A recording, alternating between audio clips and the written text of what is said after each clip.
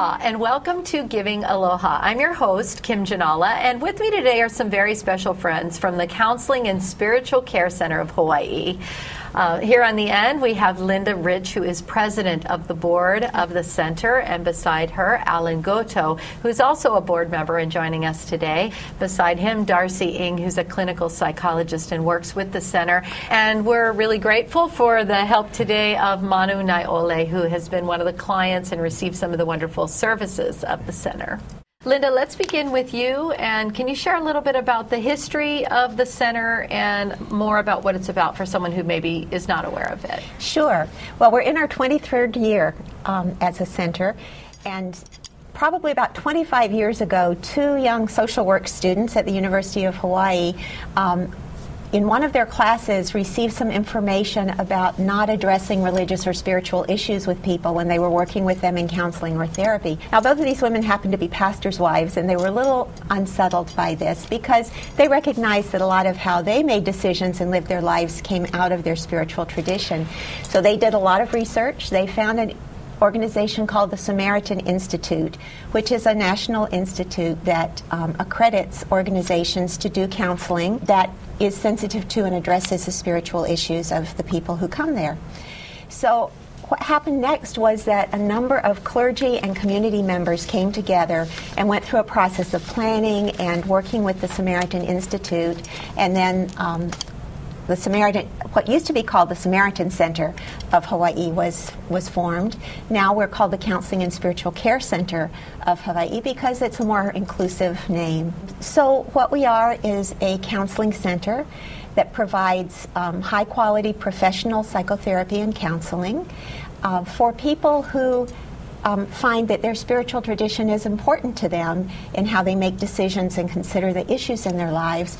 We have that ability to have counselors who are sensitive to those issues and can help bring that into the dialogue in the counseling sessions. Great. And Alan, can you share a little bit more with us about some of the specifics of that and what makes the center unique? The most important point in making us a unique center is the fact that of the 90 some odd centers within the Samaritan Institute network of centers, that ours is a multi-faith, interreligious center, in the fact that the original founders came from various faith traditions, and that our board is composed of people from different faith traditions as well, and our counselors are also from the various faith traditions, and that seems to fit well in our community, which is ethnically diverse and religiously diverse. And makes me proud of being able to serve on the center board. In addition to that, we have a client assistance fund that allows people to receive professional care if they're not able to pay for the services. And so we set aside in our operating budget an amount of money so that we would be able to service people who are indigent or are not able to pay the full fees of the center.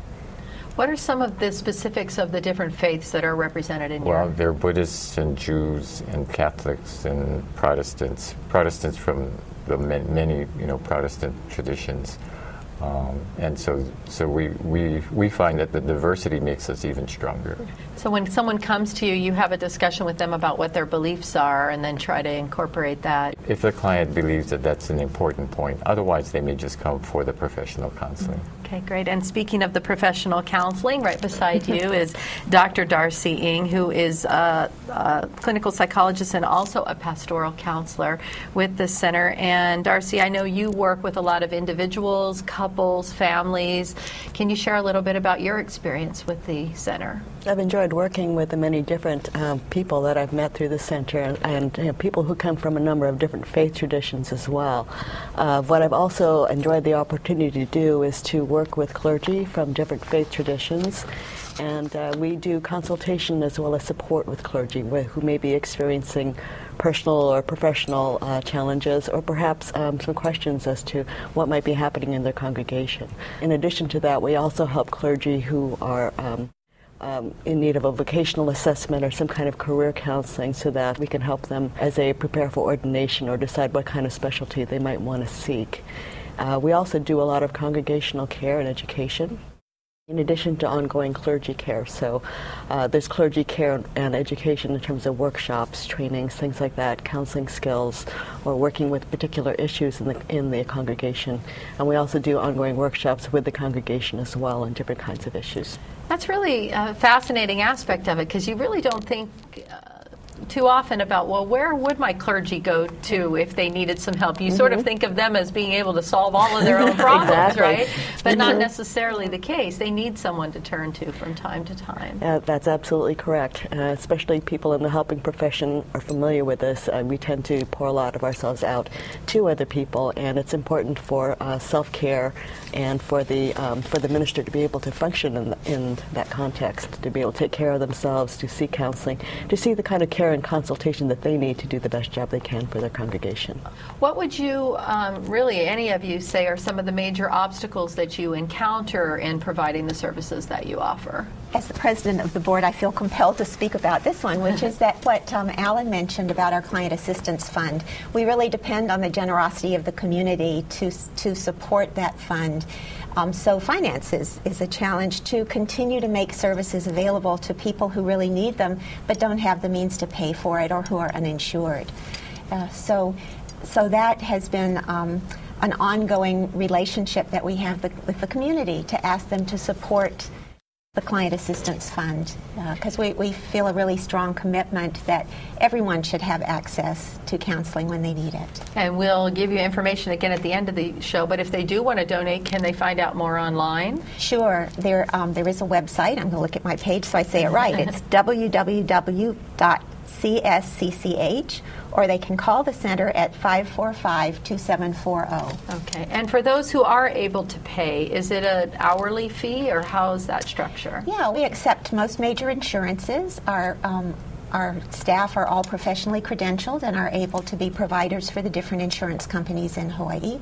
There are some people who choose to pay cash rather than use their insurance. So we make a number of arrangements with folks, and we do have a sliding scale for people who find it a challenge to pay the full fee. Okay. Did you want to add something? Yes, I'd like to add that another potential obstacle is the stigma associated with seeking mental health care, particularly with people from Asian populations. It might be seen as a sign of weakness or of perhaps not being able to kind of get it together. And there is a lot of shame associated with going to seek counseling, which is why our offices are actually located within local churches and temples on the island, so that there's less stigma than going to a psychotherapy office. Alan, anything you wanted to add? Yeah, I think that one of the evidences is that we have an office at our temple, but I think that if any of our members would seek help, they would go to another site. So that is always a problem, particularly as Darcy had indicated, from the Asian culture, the whole thing has to do with the shame business, and we are always that's a major obstacle in people seeking care. Psychiatric or psychotherapy. And they can get all those details of where they can go on your website or by calling you. Can you share some examples of the types? Is it any type of life problem that someone might come to you with? I would say that a lot of people come to us with family conflict. They also come to us with depression, and very frequently we have people with marital problems or marital conflict coming to us as well. So a lot of different kinds of things that happen, and certainly with a lot of the economic problems, things like that people are coming to us more and more. What would you say, Linda, has been the primary impact of the center on the community that you've been proud of through all these years?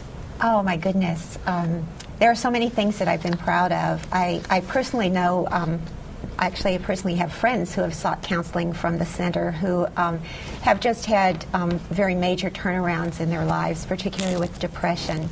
I've been very proud of the fact that we are a multi-faith and interfaith center, and that we've been able to provide education and training, for example, around the issues of working with grief, both to our Buddhist brothers and sisters as well as to Christian congregations. So it's wonderful to be able to have that kind of outreach into the community that includes everyone. And speaking of outreach, we have to give a special round of aloha to Manu, who's here with us today, because he's actually been the recipient of some of your wonderful support services and is here to share his story with us today. And tell us a little bit about how you became involved with the center. Well, actually, I just returned home to Hawaii in July, and so I actually started therapy sessions while I was away in California and just wanted to continue it. And I knew a friend who was associated with the center, and they were the ones that kind of got me connected to the center to continue with my therapy sessions. For me, I feel like the biggest thing that it's helped me to do, I think personally, growing up as kind of the stereotypical local kid and just kind of loved hanging out, happy-go-lucky. But when there are moments of just kind of intense emotional situations, I guess, I never really knew how to deal with them, and they just kind of overwhelmed me after a while. But I think going to therapy, they've kind of helped me sort through some of the things that I was going through and be able to deal with them in a more mature manner, I guess. Wonderful. And how have some of the spiritual or religious aspects of that service helped you? So for me, I identify with the Christian faith, but it's been great to just kind of sit with my therapist, who's also a Christian, and just there are things that I feel like we go through as Christians that we can associate with each other, and so it's been great to have kind of that person there to understand and also to help me kind of see different perspectives at the same time, and not just looking at it with tunnel vision. Great. So how is it set up? Because you do have locations in several places, and I'm sure probably not enough staff to man all of them all the time. What's the structure look like, and how do you? Okay. The structure is that we have a central office at First United Methodist Church on Veritania Street. So people can call into our office number there, and they have lots of options. They can talk about what area they live in, what area is most convenient for them to seek counseling. They can also talk about what they're looking for in a counselor. Some people are just looking for a clinical psychologist or a marriage and family therapist. Some people will say, I want a Christian counselor, or I want someone who understands my Buddhist tradition. And then the person who receives the call will kind of sort through that and offer what the options are. We have offices all around the island, so there are lots of choices, and our staff go from site to site. At different times, different staff may go to different places around the island to provide services. Are you pretty busy most of the time, or are you getting there? I would say that there's always room for more. We are open. We are certainly accepting referrals, and we have a growing clientele. I think we saw a major jump in the number of people that we were serving this last year. I think part of it is because we brought some wonderful new people on staff, like Darcy, and also because of just the stress that everyone is under economically right now. Yeah. More people, I think, are feeling a need for some support. Well, that was going to be my next question to you, and Darcy, maybe you or Alan could answer that. Are you seeing some trends in the types of need in the community that you're seeing within your clients? I'd say there's probably more financial stress, and as a result of that, more family stress and other kinds of problems that are kind of coming out in the home and other places in clients' lives, and those are coming into the session as well. And people often want to have that addressed within the context of their spiritual tradition. And Alan, how about you? Well, purely as a board member, I'm not privy to what goes on in the counseling sessions, and so I really couldn't answer that question. Yeah, but you've mentioned your affiliation with your temple, and I guess probably one question that people might have, you provide such an incredibly wonderful service, but they might say, well, why wouldn't I just go to my pastor or so talk to me a little bit about how you supplement that in a person's life, or why they might turn to the center instead of going to their own clergy. I'll start out, and then anybody jump in who wants to. Many clergy do have some training in counseling, and I think one of the things that we often work with clergy on is determining when someone's issues are greater than what they are prepared to work with. Some people really need more in-depth ongoing therapy or counseling, and many of our referrals come from pastors, from clergy, who will begin supporting someone and then recognize that perhaps they have a greater need than that clergy person is able to meet, and so they would refer them to our center. I would say that that's correct, and sometimes some of the issues, as Linda said, could actually get to be more broader or perhaps more serious than the pastor had originally intended. So while the care that we provide can at times include something that might be considered pastoral care, it also meets the standards of licensed clinicians in terms of professional standards, legal limitations, and things like that. How did you get involved with the center? What led you to be connected with their efforts? I heard about the center when I was living in the mainland, and it sounded really interesting. So I connected with the then executive director at the time, Dr. Gary Augustine, and maintained contact with him. And then a few years ago, when I decided to relocate back to the islands, I thought, well, maybe it would be a good thing to look for possible employment there, because I think I would really get a lot out of it. Yeah. I'm sure in the time that you've been there, seen some lives really touched and turned around by your services. If any of you could share some of those stories, I'd love to hear them. I personally know people who suffered from Great Depression or anxiety and really found a lot of relief and found really some solutions to things that have been troubling them for much of their lives. And also couples. I think one of the things that is really special about our center is because we do have people from different traditions. You know, in Hawaii we have a lot of intermarriage, not only intermarriage ethnically, but we have a lot of intermarriage among religions. And so being able to sit and talk with therapists or counselors who are able to understand what those potential conflicts might be, I have thought that that's a really wonderful service. I know last year we did a series where we had a panel that was made up of couples who had interfaith marriages. And we went around to different parts of the community, and they shared what their challenges had been and how they had resolved some of it and how they had